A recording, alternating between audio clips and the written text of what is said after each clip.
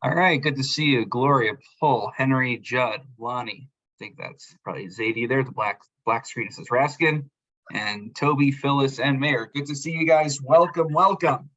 We find ourselves on Chaf Tes Amid Base 29b. I want to issue what they call in modern parlance a trigger warning. This evening's Gemara is going to get a little bit technical. I'm not going to sugarcoat it for you. It's not impossible to understand. We'll do our best here. It gets a little nitty gritty, so we're going to have to kind of keep our thinking hats on throughout the duration of the session. The good news is that, like many sugyos, when you internalize the fundamental principles, the rest kind of flows from there. So we'll make sure that's understandable. A little bit of an introduction. So again, for those joining us, we're on 29b Chaf Tes Amid Beis. Previously, we discussed Parshas Shkalim. That is the first of the Arba Parshios, the four special Parshios that are read during the month of Adar.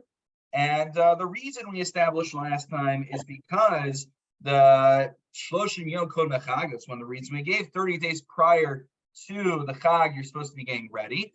30 days prior to the Truma Chadasha, the new donations that are supposed to be used in the temple, people should start getting ready to give their shkalim, and thus we read Parshas Shkalim in Shul to make everyone aware of that.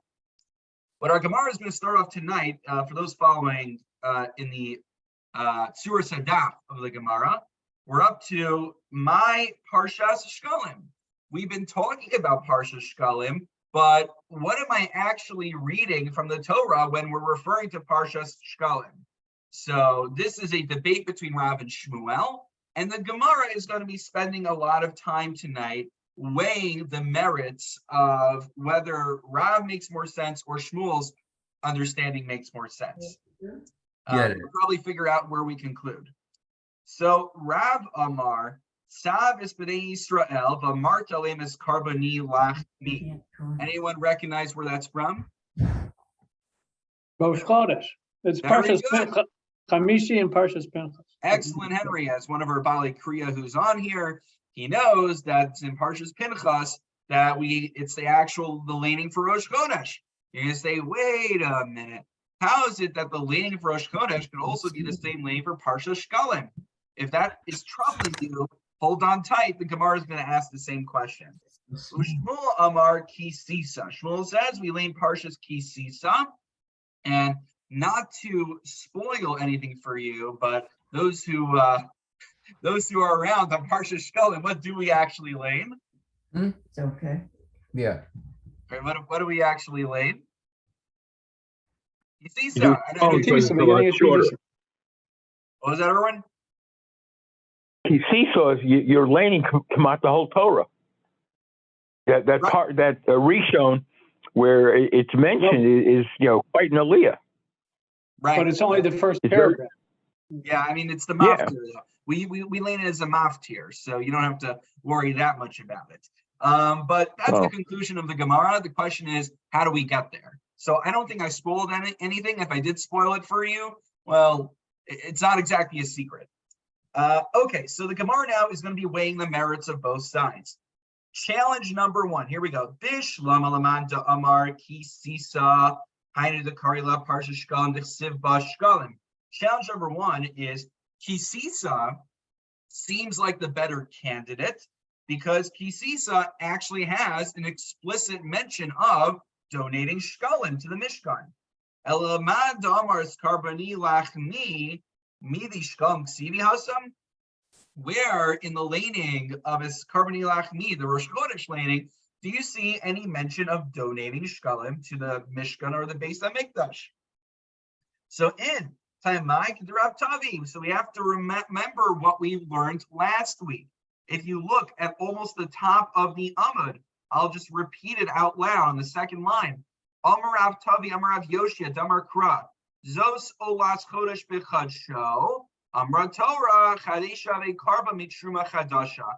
How do I know that there's an imperative that at the beginning of Chodesh Nisan, that the new offerings should be brought from the new donations, new contributions to the temple? to the Mishkan, we learn that from the same laning as Rosh Chodesh. It was Karbonilach Mili Shai.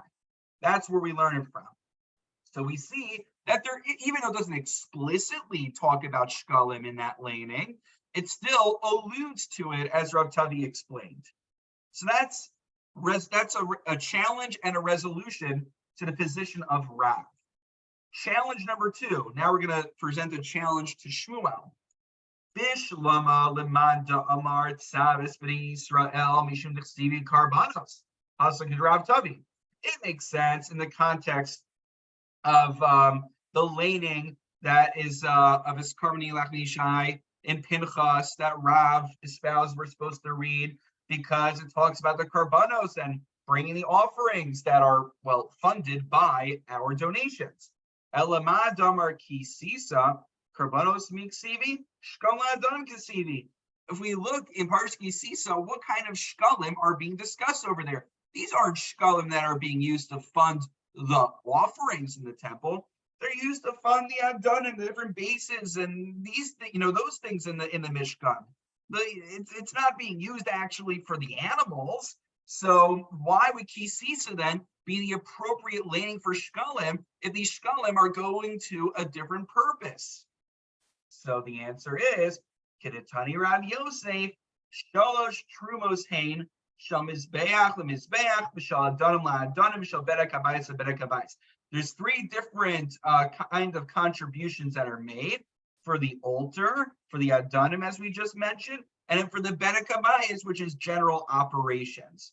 So therefore, since we see one of these 3, the shkalim actually are going to the offerings that are going on the Mizbeach, and therefore it doesn't say explicitly these shkalim are going to the karbanos by the fact that it mentions the truma.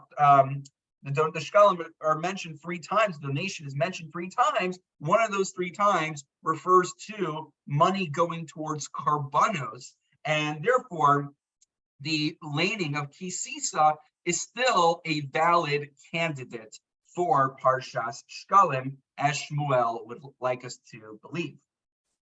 That was challenge and resolution number 2. Now we are going to next one. Bishlama lamanta amar Kisisa, right? We're going to challenge Rav again now. Or ping-ponging back and forth. Bishlama lamanta amar Kisisa hainu deshani Rosh Chodesh mishar Rosh Chodeshim. So this is what we mentioned in the first place. It took us a while to get to this. This was honestly the first point that jumped out at me. I'm not sure why I didn't jump out to the editors of the Gemara, but okay. Obviously, they think differently than I do. I'm not as intelligent. So the question is, this is weird. Why would, comes along Chodesh Adar, right? Remember where we said, oftentimes, the default is that Rosh Chodesh Adar, when it's on Shabbos, we lane Parshas Shkalim.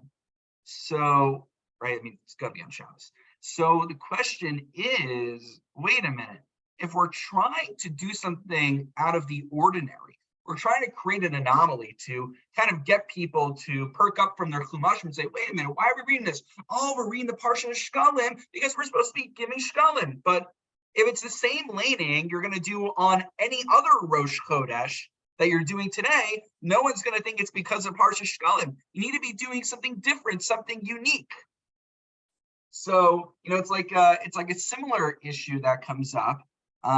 Shabbos day, Shabbos night, for instance, this is just like an analogy over here. Shabbos night, for instance, if you don't have wine, you can make kiddush on bread. But Shabbos day, you don't make kiddush on bread if you don't have wine. We prefer chamar medina, use a different alcoholic beverage. Why? Because you need to do something out of the ordinary for Shabbos. So you're going to be eating bread during the daytime anyway. And since kiddush is just the bracha, you just make hamotzi on it. It's just going to look like you're making hamotzi on bread like you would during the week. You need to do something out of the ordinary that indicates to anyone who's looking that this is for Shabbos. Similar kind of idea over here. If you're laying the same thing every Rosh Chodesh, no one's going to know that this is because of Parsha Shkalim that you're doing it. What are you doing differently? That's the question here. Okay, so what is the answer? Place. Elaman Omar Tzavis Karbani Mashani.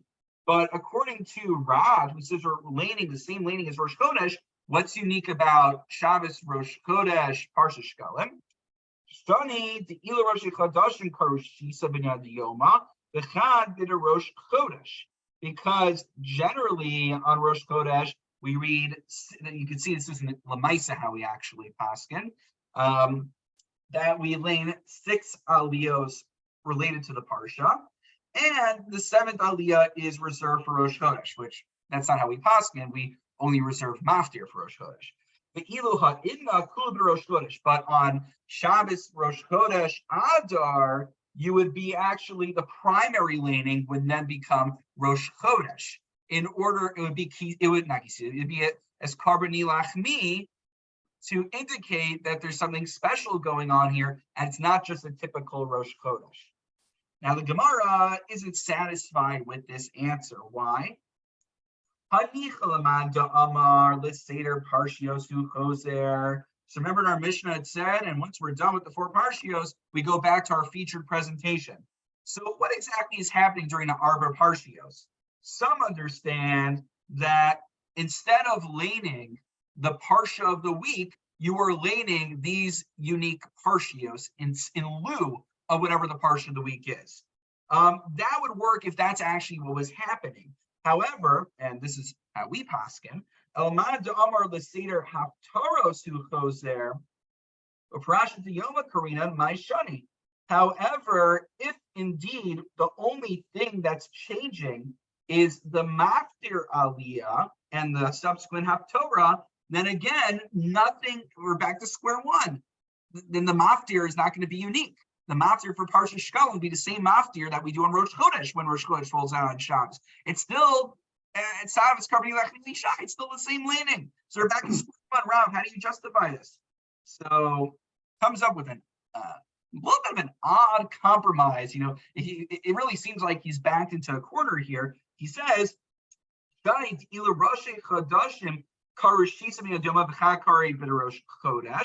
in general, we read 6 aliyos pertaining to the weekly parsha, and the 7th aliyah is Rosh Chodesh.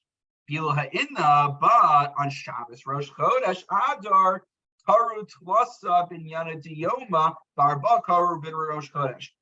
We get salvaged by saying what is unique about Shabbos, Rosh Chodesh, Adar, that the first 3 aliyos you cover the parsha of the week, and the last 4 aliyos are dedicated to the topic of Parshas Shkalim, unlike a typical Rosh Chodesh, only the last aliyah would be reserved for that very same laning.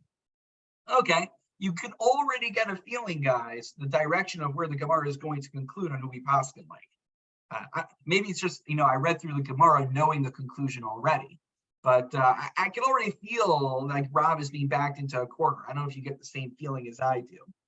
Excuse me, Rabbi, would this anyway fall into the klalim of machlokas Rabbi Shmuel, halacha k'Shmuel anyway? I mean, they've got to go through the arguments, but it's a fair point.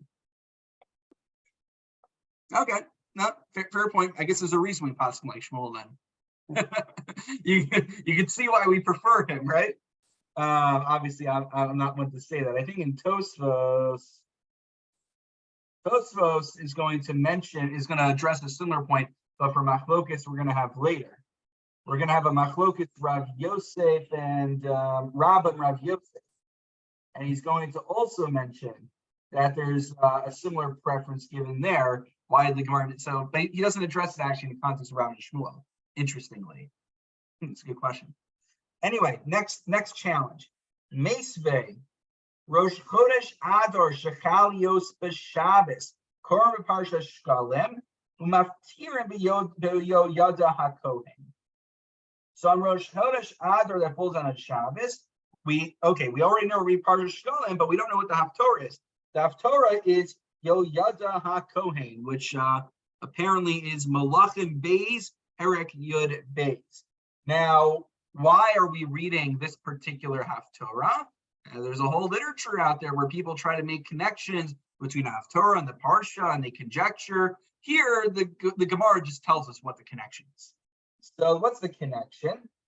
Amar Kisisa and Maftir Bayura Kohen to Damile Dixiv Ketsa the Fashizarcha.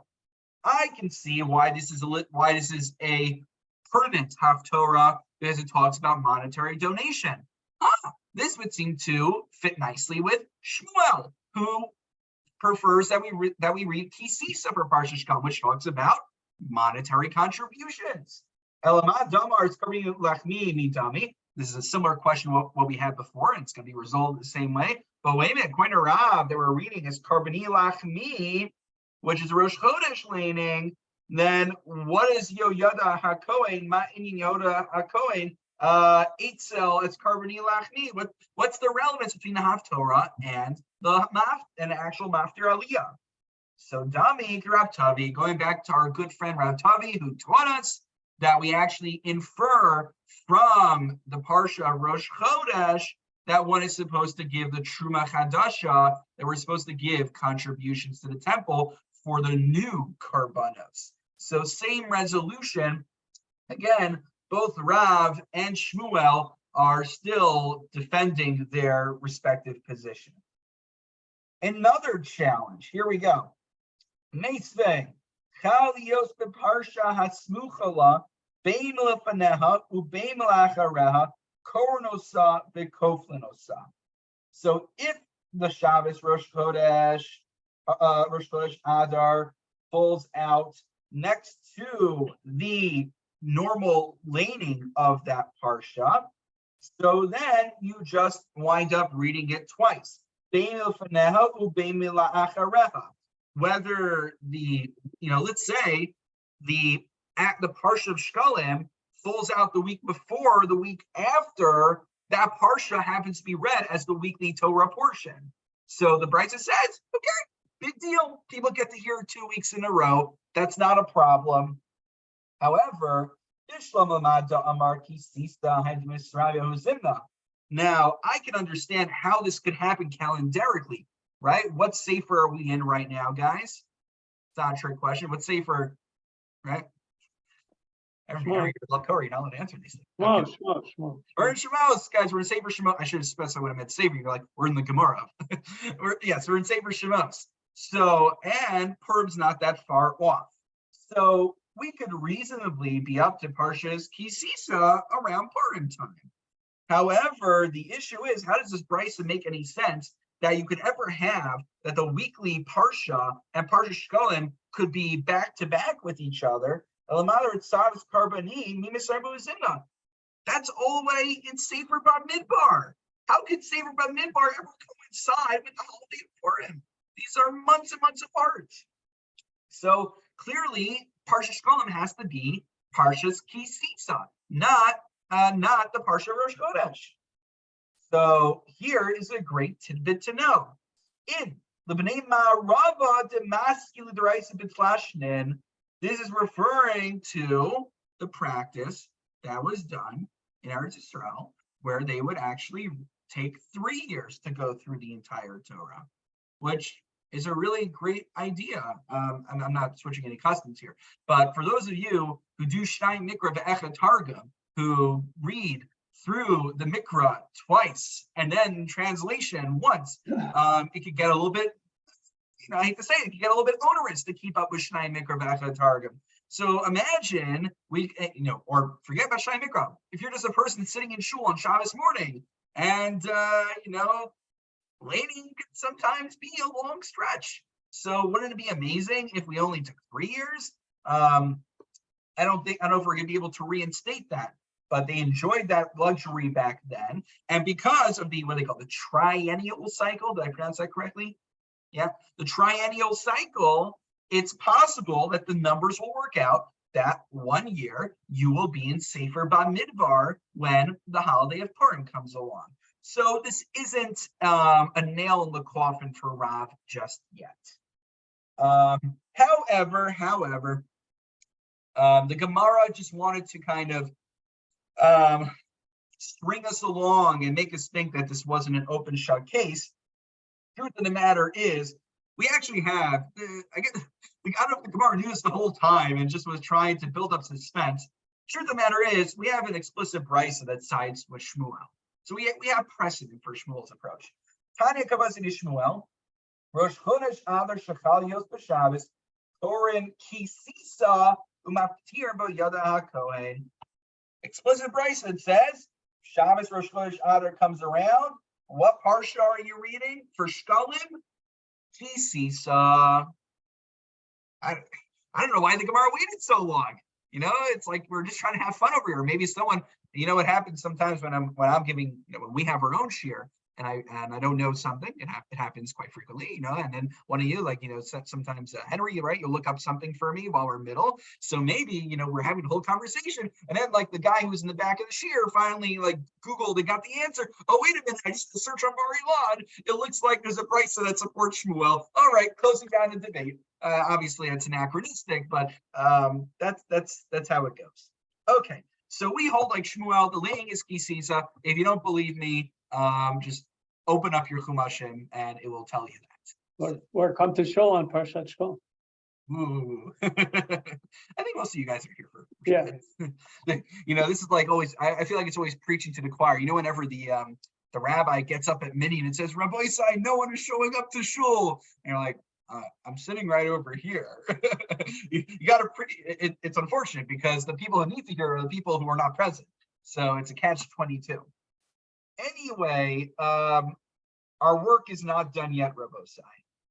So I managed to get off probably one of the best Shabbosim to take off, which was Shabbos Rosh Chodesh Hanukkah, in which you have Hallel and you have 3 Sifrei Torah and the Musaf Shemona Esrei. It's like, it's a contest. How can we make davening the longest?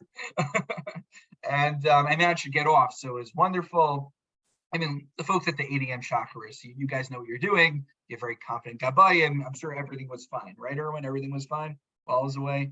The place didn't implode, I think. So I just went to Plainview. We saw the in-laws. We basically agreed to everything. Agreed to that? You did all the Hosafos you ever wanted. I mean, you shouldn't have to do Well, to get a lot more. I did get that extra one in. Right, of course, you got 3 Sifrei Torah. Yeah. So it was the best. I just got to come to shul, sit in the back, have my stack of reading material. I was still figuring out what we were going to do for our Thursday morning class. I got to read through some of the chapters, and it was gewaldic. They tried offering me something, and I was trying to, I don't want to explicitly turn anything down. I was trying to hide from the gabayim. I'm just in the back, I have to do my own thing. Anyway, where do we get this whole idea of the 3 Sifrei Torah? Well, it's not just something we concocted at the Ezra's Torah Luach, decided to make our lives harder on Hanukkah, but it's right here in the Gemara, which we'll see right now. Amar Rav Yitzchak Nafcha, Rosh Chodesh Adar Shachalios B'Shabbos, Botzin Shalosh Toros V'Korbahen, Echad B'Nosh Yom, V'Echad B'Shalosh Shlosh, V'Echad B'Chisista. Yitzchak Nafcha teaches us that on Rosh Chodesh of Adar, we take out 3 Sifrei Torah, 1 for the Parsha, 1 for Rosh Chodesh, and 1 for Parshas Ki Sisa. And furthermore, if I have Yitzchak Nafka, Rosh Chodesh Teves, which that's after Kislev, Shechal Yos B'Shabbos, Mavin Shalosh Paros, Ukarman Echad B'Nosh Yom, Ve'echad Rosh Chodesh, Ve'echad B'Chanukah. So on Shabbos, Rosh Chodesh Chanukah, 1 Torah for the Parsha, 1 Torah for Rosh Chodesh, and 1 Torah for Chanukah. Now, why did he need to teach us this halacha for both Rosh Chodesh Adar and Rosh Chodesh Chanukah? Couldn't I infer from one to the other? Utsricha di itmar baha kamar Rav Yitzchak avahak rav sirlei damar parsha shlam as karmi lachmim sheitor sagi kamash v'lan. The reason we needed to teach this for both, why we need to teach Purim in addition to Chanukah, Adar in addition to Teves, I should say rather, is because one might think that we paskin like Rav, who says that it's the laning for Rosh Chodesh. So I would think I only need 1 Torah for the Parsha of the week and 1 Torah to cover Rosh Chodesh and Shkalim. Therefore, Rav Yitzchak now got to explicate that on Rosh Chodesh Adar, you still need 3 Sifrei Torah because we paskin like Shmuel. So we'll need Kisita. Utsricha. Sorry. Place. I think I lost the place. Oh, here. Well, what about the reverse? Just teach me that you take out 3 Sifrei Torah on Rosh Chodesh, Shabbos Rosh Chodesh Adar, and I can infer that also on Shabbos Rosh Chodesh Teves, I need to take out 3 Sifrei Torah. So, yeah, what Rav Yitzchak Nafka was saying is, he was actually spelling that out for us. And here's the halacha: you take out 3 Sifrei Torah on Shabbos Rosh Chodesh Adar, and by the way, you can infer from there, but I'm just going to spell it out for you to make it easier. That's the same reason we take out 3 Sifrei Torah on Shabbos Rosh Chodesh Chanukah.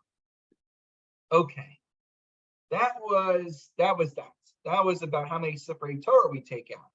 But let's talk about what happens if Rosh Chodesh, right? So when Rosh Chodesh Chanukah falls out on a weekday, Itmar. Sorry, So Rosh Chodesh.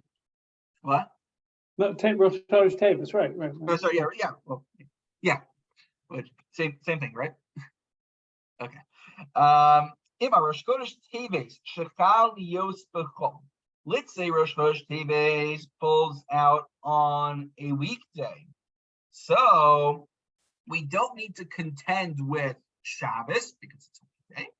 Rav Yitzchak, so how does the laning look? We no longer have 7 aliyos, but we have 4 aliyos, because even though Chanukah is only 3 aliyos, Rosh Chodesh, because of its elevated level of sanctity, those who are following the Pnei Halacha know we've been talking about this for a while. So therefore, we have 4 aliyos in Divya. But how do we split them between Rosh Chodesh and between Chanukah? So one opinion is Karut Tlas of Rosh Chodesh v'Cham b'Chanukah. First 3 are allocated to Rosh Chodesh, and the last aliyah is reserved for Chanukah. Rav Dimi from Haifa Amar, but however, another school of thought reverses it. The first 3 are Chanukah, and the last aliyah is Rosh Chodesh. Now, this might sound like a technical puzzle here, but there's actually some fundamental principles behind this disagreement. Why does the first opinion make more sense to me?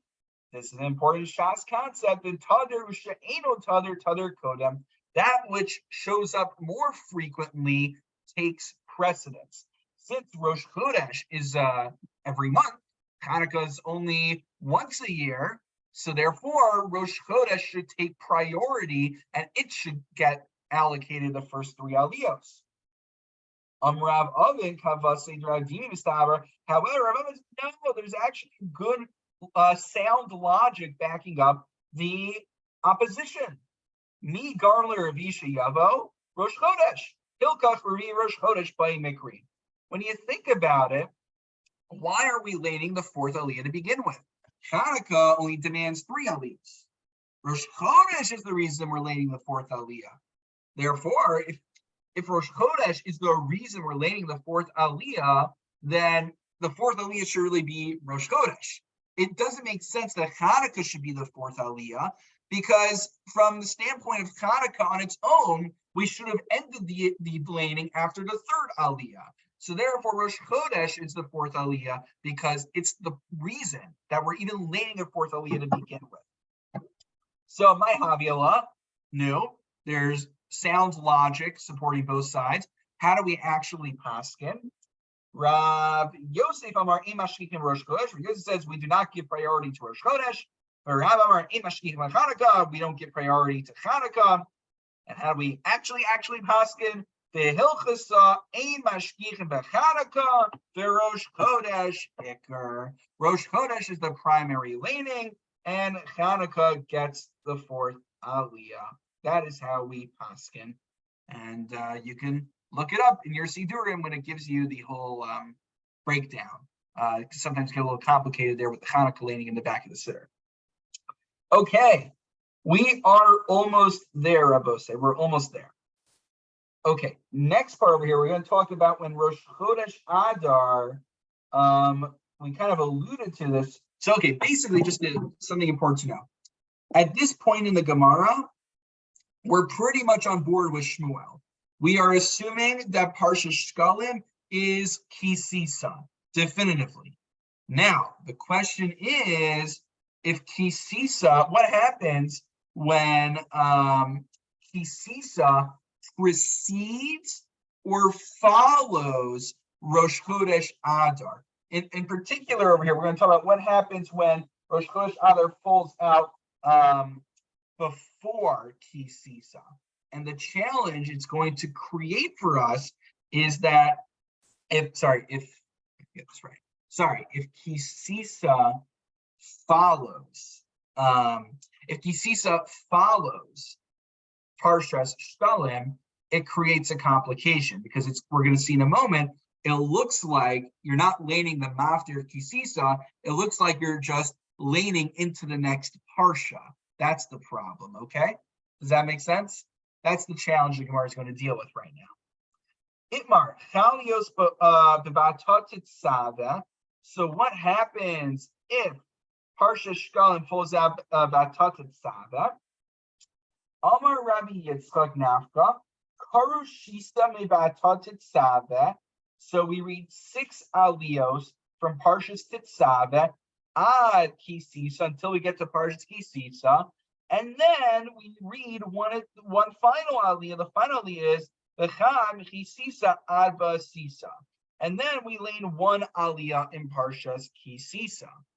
However, Amar Abaye, Amri Ukmi Hudaka Mukmi Hasam. So what they're going to say is, because this we'll talk about a little bit next time. I didn't have time to look deeply into this, but there's a little bit of a question which Erwin, I know interests you. Erwin, was it a week or two ago, pulls me over and he has a chumash. He's like, wait a minute, this machlok is this chumash in the art scroll, where the aliyah begins and where it ends. What's going on over here? So it's important. We've known this before, that the precise endings and beginnings of aliyos aren't always spelled out. That's why when one makes a hosafa, it's blasphemous, I believe, for other reasons, but you're able to split up an aliyah as long as it makes sense logically. So they didn't have the art scroll chumash back then telling us always where precisely an aliyah begins and ends. Sometimes we're given guidance, sometimes we're not. So Abaye is going to say, when people are sitting down in shul, they didn't have the art scroll chumash back then telling them where the aliyah begins and ends. They're not going to realize that you're going further and laning Parsha Kisisa because of Parsha Shkalim. They're just going to think that that's where Parsha Tetzaveh ends. So Elamar Abaye, rather, what should you do to make it clear to the people sitting there that you're laning Kisisa as well because of Parsha Shkalim?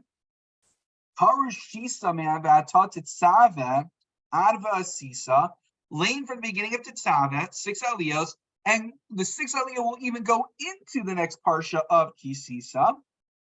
But then you will repeat from the beginning of Kisisa. If you're like, wait, why are we going all the way back to the beginning of Kisisa now? Because of Parshas Shkalim. That's Abaye's contention. We'll go a little bit further. So the question is, Meisvei Chali Yosbe Parsha Hasmuchala Beima Faneha Beima Achareha Kornosa Vekoflin Osa. So remember, in the previous, we cited Brisa earlier, we said that when Parshas Shkalim and the Parshas Hashavua are the same, the Parshas Hashavua preceding or following are the same thing, we repeat. Bishala Abaye Nicha. This makes sense according to Abaye, because Abaye tells us repeat from the beginning of Kisisa, so people know it's for the purpose of Parsha Shkalim. What kind of repetition is going on over here? There's seemingly no repetition when Parsha Shkalim falls out the week before or after the actual Parsha Shavua, in which the same lane in Kisisa comes up. Samar Lecher Yitzanafka, this is like he's pointing now at Abaye and saying, is Abaye any better?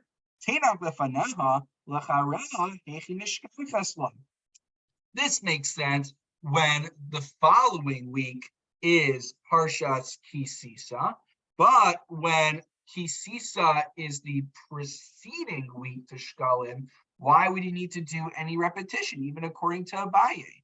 and Vayakil. Why we need to do any repetition? Because it's very clear that if you are jumping back all the way to the previous parsha, then clearly you are doing it because of Parsha Shkolim.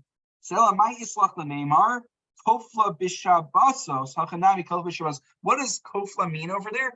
It means that we are okay with you reading the Parsha Shkolim 1 week and then reading it as part of the Parsha Shavua the next week, or vice versa. But there isn't a clear indication either way from that brisa to support Abaye is what I think we will conclude over here. Now there is something additional I wanted to share. Unfortunately, had a little bit of a busy day. They asked me to speak at the JC in Greenwich, and then I was running back and forth, so I didn't have time to do all the additional Makoros. My apologies, but I actually know precisely where I want to pick up with this next time. I guess what I can say is that if we were able to follow the entire Gemara, Shaka Vitaria, that honestly already should be a little bit of a head spinner for us. And if we follow that much, then we're in a good place. And if we didn't, then we're still in a good place. Don't worry. So God willing, we'll pick up with this on Lamed Amud Aleph next week. And again, I'm just going to keep saying, mark your calendars for Sunday, February 26th, in which we will, God willing, be Messiahing Megillah, and make sure to get hold of Maseches Sukkah. I need to calculate how long it will take. What is it, 56? I'm right, 56. 56 block. 56 times 2 is 112. 112 weeks is a little over 2 years. A little over 2 years. All right. I hope I'm retained long enough that we can get through this whole thing. All right. Shkoyach, everyone. And looking forward, we'll have a wonderful Shabbos. Shabbos, thank you. Big Shabbos.